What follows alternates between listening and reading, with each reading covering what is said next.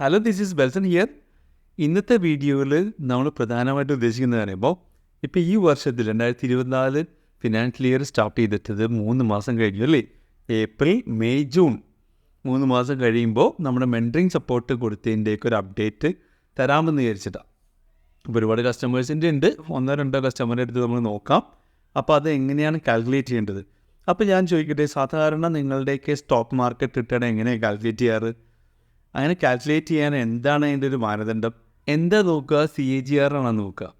ഈ CAGR എന്ന് പറഞ്ഞു കഴിഞ്ഞാൽ കോമ്പൗണ്ടിങ് ആനുവൽ ഗ്രോത്ത് റേറ്റ് അല്ലേ. അതെന്താ വെച്ച് കഴിഞ്ഞാൽ നമുക്കൊരു ഫിക്സ്ഡ് എമൗണ്ട് ഇട്ടു, എന്നിട്ടൊരു 3 വർഷത്തേക്ക്, 4 വർഷത്തേക്ക്, 5 വർഷത്തേക്ക്, അങ്ങനെ അത്രയും വർഷം കഴിയുമ്പോൾ ഇത് എത്രയായി എന്ന് ചെക്ക് ചെയ്യാനുള്ളതാണ് CAGR.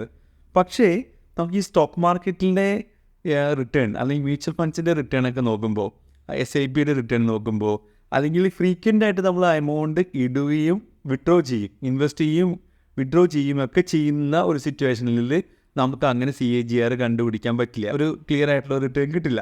അപ്പോൾ അതിനു വേണ്ടി നമ്മളിവിടെ ഉപയോഗിക്കുന്നത് IRR ആണ്, ഇൻറ്റേർണൽ റേറ്റ് ഓഫ് റിട്ടേൺ ആണ്. അതാണ് എല്ലാ ബിസിനസ്സുകാരും ചെയ്യുന്നൊരു കാര്യം അല്ലേ. ഒരു ബിസിനസ്സിൻ്റെയൊക്കെ റിട്ടേൺ കാൽക്കുലേറ്റ് ചെയ്യുന്നത് IRR ഉപയോഗിച്ചിട്ടാണ്. കാരണം എന്താണ്, ഫിനാൻഷ്യൽ ഇയർ സ്റ്റാർട്ട് ചെയ്യുമ്പോൾ ഒരു എമൗണ്ട് ഇട്ടു, അത് ഒരു വർഷം കഴിയുമ്പോൾ ഇത്ര എമൗണ്ട് ആയി, അങ്ങനെയല്ലല്ലോ നോക്കുക. അതിൻ്റെ ഇടയ്ക്ക് പലപ്പോഴായിട്ട് ആവശ്യം വന്നാൽ ചിലപ്പോൾ ക്യാഷ് വിഡ്രോ ചെയ്തുകൊണ്ട് പോകും, പിന്നെ കുറച്ച് കഴിയുമ്പോൾ എമൗണ്ട് കൊണ്ടുവരും, ഇടയ്ക്ക് എടുത്തുകൊണ്ട് പോകും, അങ്ങനെയൊക്കെയല്ലേ ചെയ്യുക. അല്ലാണ്ട് ഒരു ഫിക്സ്ഡ് എമൗണ്ട് ഇട്ട് വയ്ക്കുകയല്ലല്ലോ നോർമലി ചെയ്യുക. അപ്പോൾ അങ്ങനെ ചെയ്താൽ അപ്പോൾ ഓരോ സ്പെസിഫിക് ഡേറ്റിലും ഡെപ്പോസിറ്റും വിഡ്രോലൊക്കെ ഉണ്ടാവും. ഇതെല്ലാം കൂടി കൺസിഡർ ചെയ്തുകൊണ്ട് നോക്കുന്ന റിട്ടേൺ ആണ് ഇൻറ്റേർണൽ റേറ്റ് ഓഫ് റിട്ടേൺ. അത് എക്സലിൽ ചെയ്യുമ്പോൾ XIRR എന്ന് പറയും. അപ്പോൾ അത് വെച്ചിട്ടാണ് നമ്മൾ റിട്ടേൺ കാൽക്കുലേറ്റ് ചെയ്യുന്നത്. അപ്പോൾ റിട്ടേൺ കാൽക്കുലേറ്റ് ചെയ്യുന്നത് എങ്ങനെയാണെന്നും അത് 1-2 എക്സാമ്പിൾ റിയൽ ലൈഫ് എക്സാമ്പിളാണ്. ഈ 3 മാസം, ഈ ഏപ്രിൽ മുതൽ ജൂൺ വരെയുള്ള 3 മാസം, ഫസ്റ്റ് ക്വാർട്ടർ എന്ന് പറയും അല്ലേ. ഫസ്റ്റ് ക്വാർട്ടർ കഴിഞ്ഞപ്പോൾ നമ്മളുടെ റേറ്റ് ഓഫ് റിട്ടേൺ എത്രയാണ് എന്ന് കാണാം. ഒരു റിയലിസ്റ്റിക് ഫിഗറാണ് ഇവിടെ കൃത്യമായിട്ട് കാണിക്കുന്നുണ്ട്. ഓരോ പ്രാവശ്യം റിയലായിട്ട് ബൈയും സെല്ലും ചെയ്തതിൻ്റെ ഫിഗേഴ്സും, അതേപോലെ എത്ര എമൗണ്ട് ബാങ്കിൽ നിന്ന് ഷെയർ ഖാനിലേക്ക് ട്രാൻസ്ഫർ ചെയ്തു, അത് വിഡ്രോ ചെയ്തു, എല്ലാം കൂടെ കൃത്യമായിട്ട് കാണിക്കുന്നുണ്ട്. എറണാകുളത്ത് എടപ്പള്ളിയിൽ ലുലുവിനും സെൻറ്റ് ജോർജ് ഫ്രൈൻ ചർച്ചിനും അടുത്താണ് നമ്മളുടെ ഓഫീസ്. അപ്പോൾ ആർക്ക് വേണമെങ്കിലും വരാം, ഞങ്ങളോട് നേരിട്ട് സംസാരിച്ചിട്ട്. ഒരു റിയലിസ്റ്റിക് ഫിഗറാണ്. ആക്ച്വലി നമ്മൾ നോക്കുന്നത് എന്താണ്, ഒരു വലിയൊരു ഫിഗർ കാണിച്ചിട്ട് ആളുകളെ ഇൻവൈറ്റ് ചെയ്യുക, അല്ല ആകർഷിക്കാൻ വേണ്ടിയുള്ളതല്ല. നമ്മൾ ഉദ്ദേശിക്കുന്നത് ഇത്രയും വർഷമായിട്ട് സ്റ്റോക്ക് മാർക്കറ്റിൽ നിൽക്കുമ്പോൾ പ്രോഫിറ്റ് ഉണ്ടാക്കിയവരുടെയും എങ്ങനെയാണ് പ്രോഫിറ്റ് ഉണ്ടാക്കിയിട്ടുള്ളത്, ആ ഒരു ക്ഷമയും ആ ഒരു മീറ്റിലേക്ക് ഒരു പേഷ്യൻസൊക്കെ പഠിപ്പിച്ചുകൊണ്ട്, ഞങ്ങളും ആ പേഷ്യൻസിലൊക്കെ ഉള്ളതുകൊണ്ടാണ് ഈ കാര്യങ്ങൾ ചെയ്യുന്നത്. അതുകൊണ്ട് പലപ്പോഴായിട്ട് മാർക്കറ്റിൽ അപ്സ് ആൻഡ് ഡൗൺസ് ഉണ്ടാകാം. അപ്പോൾ അതിലൊക്കെ ഞാൻ കഴിഞ്ഞൊരു വീഡിയോയിൽ കൃത്യമായിട്ടുള്ള ഡേറ്റ് അതിൽ കാണിച്ചിട്ടുണ്ട്. എത്ര പ്രാവശ്യം ഈ റിക്കവറി ചെയ്യാനെടുത്തു, മാർക്കറ്റ് ഒരു ക്രാഷ് വന്നാൽ റിക്കവറി ചെയ്യാൻ എത്ര ദിവസം എടുത്തു എന്നുള്ളതൊക്കെ കൃത്യമായിട്ട് അതിനകത്ത് പറയുന്നുണ്ട്. അപ്പോൾ ഇതെല്ലാം കൊണ്ട് അങ്ങനെയുള്ള പേഷ്യൻസോട് കൂടി ഇൻവെസ്റ്റ് ചെയ്ത് കഴിഞ്ഞാൽ ആർക്കും സ്റ്റോക്ക് മാർക്കറ്റിൽ നഷ്ടമുണ്ടാവില്ല എന്ന് വിശ്വസിക്കുന്ന ആളാണ് ഞാൻ. അപ്പോൾ അതുകൊണ്ട് എന്തെങ്കിലും ഡൗൺ സൈഡ് വന്നു കഴിഞ്ഞാലും പേഷ്യൻസോടെ വെയിറ്റ് ചെയ്തത് കയറി എടുത്തിട്ട് സെല്ല് ചെയ്യാൻ. അപ്പോൾ അതുകൊണ്ട് ക്യാഷ് കളയാൻ, ഹാർഡ് ഏർട്ട് മണിയാണല്ലേ, അപ്പോൾ അതൊന്നും കളയാണ്ട് നല്ല ഇൻവെസ്റ്റ് ചെയ്യാൻ നോക്കുക. പിന്നെ ഒരു കാര്യം, ഇവിടെ കാണിക്കുന്ന റേറ്റ് ഓഫ് റിട്ടേൺ കണ്ടിട്ട് ഭയങ്കര ഇപ്പം തന്നെ കാശ് ഉണ്ടാക്കി കളയാമെന്ന് വെച്ച് ആരും വരണ്ട. അപ്പോൾ വളരെ ചില സമയത്ത് മാർക്കറ്റ് ചില സമയത്ത് ഭയങ്കര ഡള്ളായിട്ടിരിക്കും. അപ്പോൾ ഇത്രയും പെട്ടെന്നൊന്നും റിട്ടേൺ ഉണ്ടായിക്കൊള്ളുന്നില്ല. വെയിറ്റിംഗ് പീരീഡ് ഉണ്ട്, ശരിക്കും വെയിറ്റിംഗ് ചെയ്യേണ്ടതായിട്ട് വരും. അങ്ങനെ പേഷ്യൻസോടെ വെയിറ്റ് ചെയ്യാതുണ്ട്. അതുപോലെ തന്നെ ഇമ്മീഡിയറ്റ്ലി, അതുപോലെ തന്നെ വേറൊരു വിഭാഗം ആളുകളുണ്ട്, എൻ്റെ അടുത്തൊരു 3 മാസത്തേക്ക് ഒരു ഇത്ര എമൗണ്ട് ഉണ്ട്, ഞാൻ ഇൻവെസ്റ്റ് ചെയ്ത് കഴിഞ്ഞാൽ എത്ര റിട്ടേൺ തരും, ഗ്യാരണ്ടി തരുമോ എന്നൊക്കെ ചോദിക്കും. No guarantee. സ്റ്റോക്ക് മാർക്കറ്റിൽ ഒരു ആർക്കും തന്നെ ഗ്യാരണ്ടി കൊടുക്കാൻ പറ്റില്ല.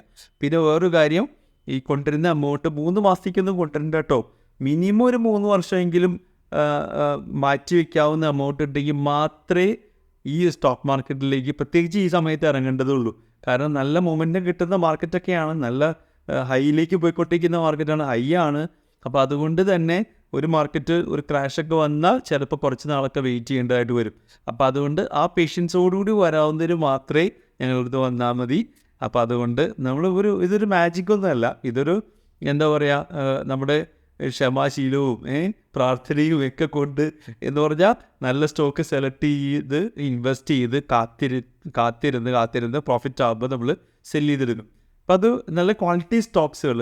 ഈ ക്വാളിറ്റി സ്റ്റോക്സുകളുടെ ഒരു പ്രത്യേകത നിങ്ങൾ ശ്രദ്ധിച്ചിട്ടുണ്ടോയെന്ന് അറിയില്ല, ചാർട്ടൊക്കെ നോക്കുകയാണെങ്കിൽ അറിയാൻ പറ്റും.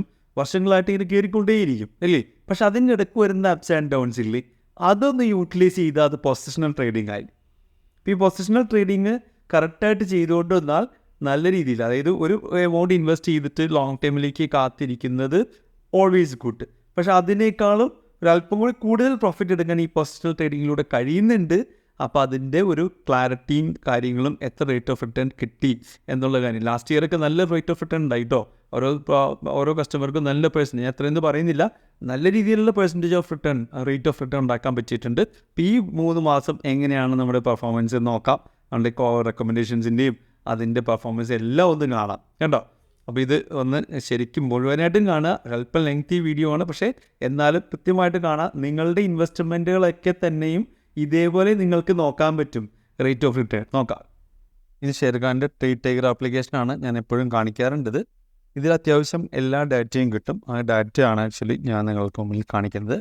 അതിനുവേണ്ടി നമ്മളുടെ റിട്ടേൺ കാൽക്കുലേറ്റ് ചെയ്യുന്നതിന് വേണ്ടി, അതായത് ഏപ്രിൽ മുതൽ 2024 ഏപ്രിൽ 1 മുതൽ ജൂൺ ഫസ്റ്റ് ക്വാർട്ടറിൽ എത്രത്തോളം റിട്ടേൺ ഉണ്ടാക്കാൻ പറ്റി എന്നുള്ളതാണ് നമ്മളിവിടെ കാണാൻ പോകുന്നത്.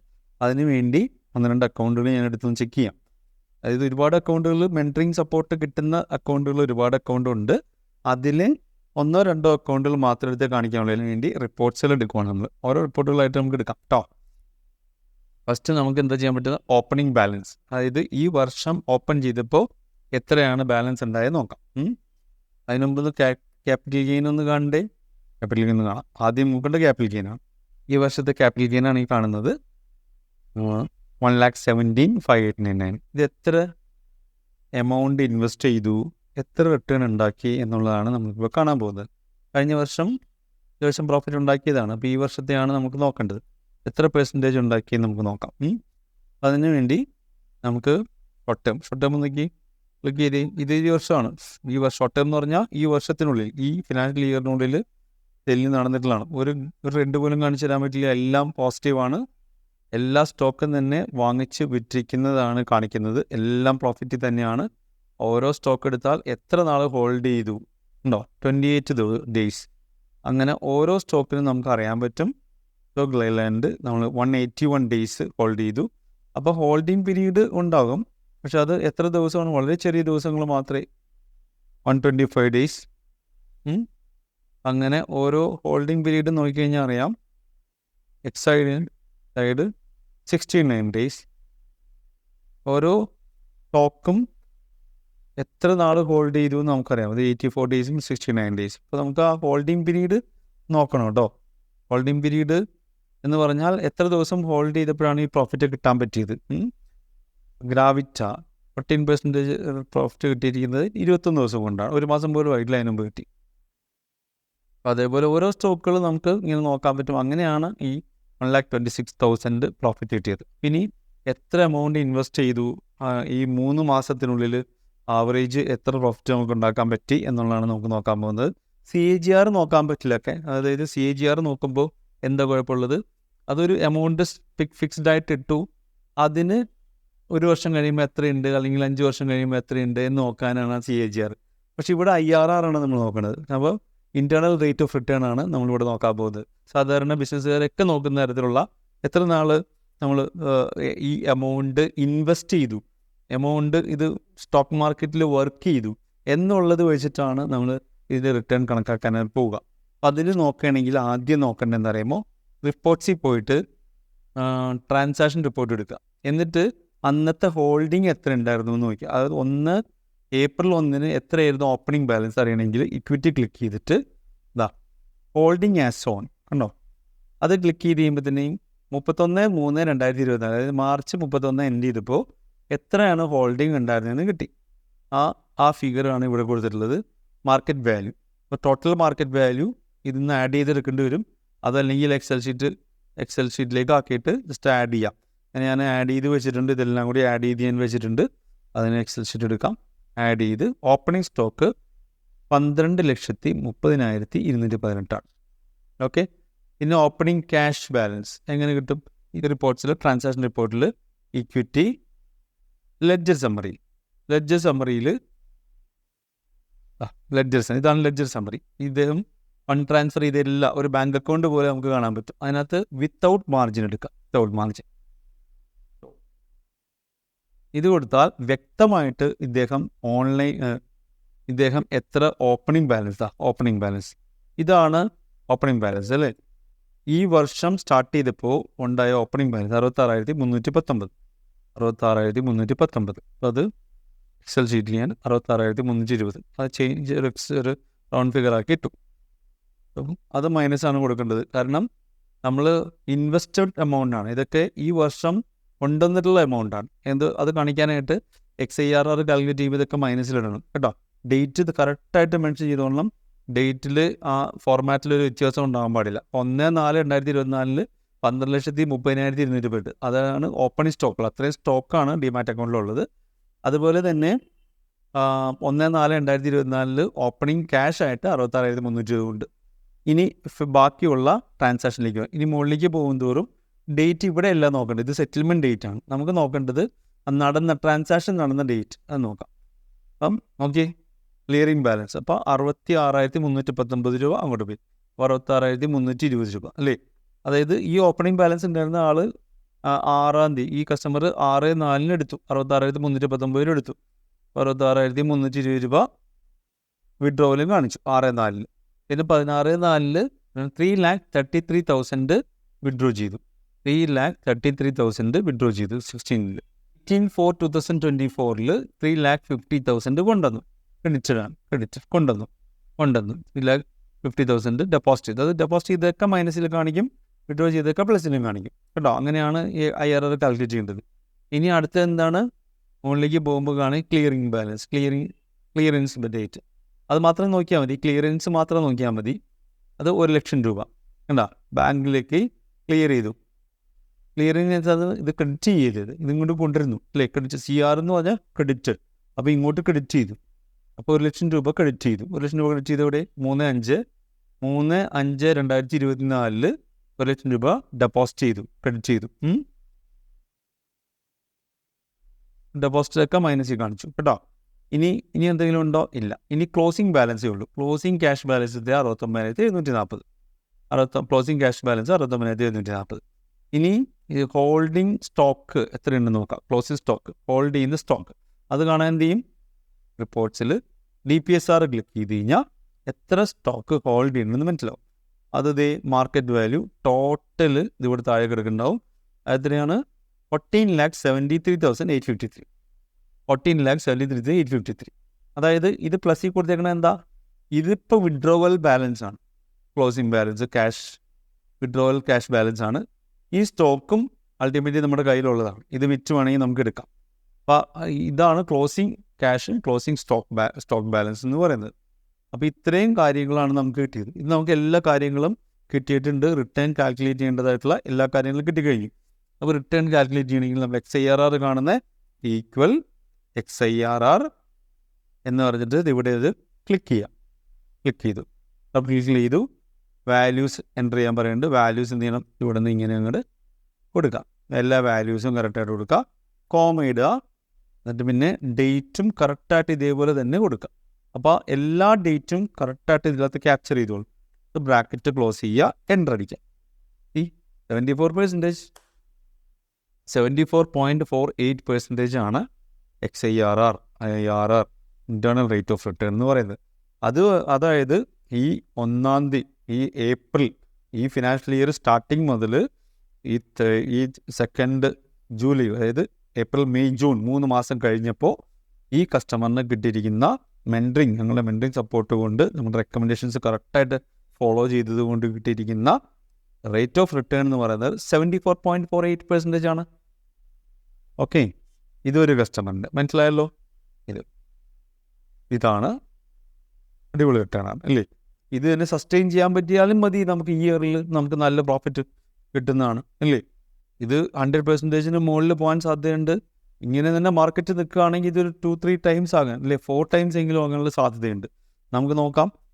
ഇനി അടുത്തൊരു കസ്റ്റമറിനെ കൂടി നമുക്ക് കണ്ടിട്ട് ഇന്നത്തെ വീഡിയോ അവസാനിപ്പിക്കാം.